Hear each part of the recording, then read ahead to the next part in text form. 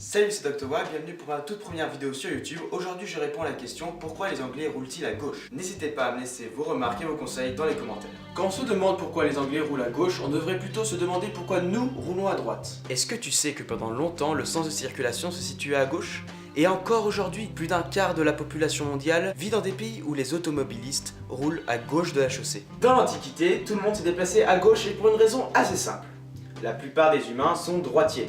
Et donc portaient leur épée du côté gauche pour faciliter leur dégainage. Ils se croisaient à leur droite, comme ça leurs épées ne pouvaient pas se toucher, ce qui les arrangeait quand même pas mal parce que si les épées se touchaient, ce serait considéré comme une provocation en duel. Pour en rajouter une couche au XIIIe siècle, le pape Boniface VIII conseilla aux pèlerins de circuler à gauche de la chaussée.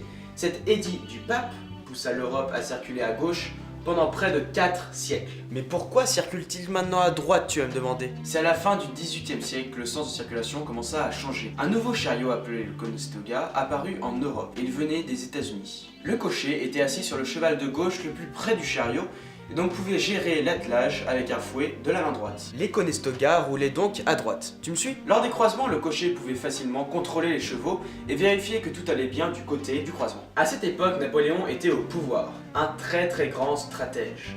Pour avoir un effet de surprise, il entraîna sa cavalerie à attaquer ses adversaires par la droite. Car la tradition imposait que les combats commençaient du côté gauche de la cavalerie. Grâce à sa stratégie, Napoléon conquit une bonne partie de l'Europe et imposa à tous la circulation à droite sur les routes nationales, ce qui donna un signe fort de sa domination. Mais tu le sais sûrement déjà que les invaincus, comme le Royaume-Uni et ses colonies, roulaient à gauche parce que Napoléon n'avait aucune autorité sur eux. Puis vinrent les automobiles. Les premières voitures avaient leurs freins à main à l'extérieur du côté droit.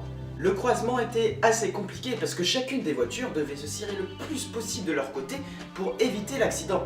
Le conducteur devait donc se tenir à droite pour voir si les roues ne sortaient pas de la chaussée. Plus tard, le frein à main passa au centre de la voiture. Le conducteur et le volant passèrent donc à gauche. Comme ça, le conducteur pouvait continuer à utiliser le frein à main de la main droite. Rouler à droite lui permettait d'avoir une visibilité plus importante sur les véhicules venant du sens inverse.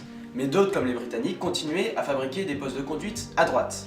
Donc ils roulaient à gauche pour avoir une visibilité plus importante. Les Britanniques roulent donc à gauche, mais il y a une exception. Il s'agit du Savoy Court, une rue privée menant au célèbre Savoy Hotel.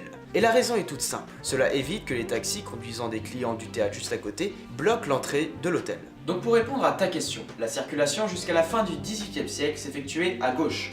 Puis Napoléon et le chariot Conestoga incitèrent la population à se déplacer par la droite. Cependant, certains pays continuent à rouler à gauche, comme le Royaume-Uni, l'Inde et le Japon.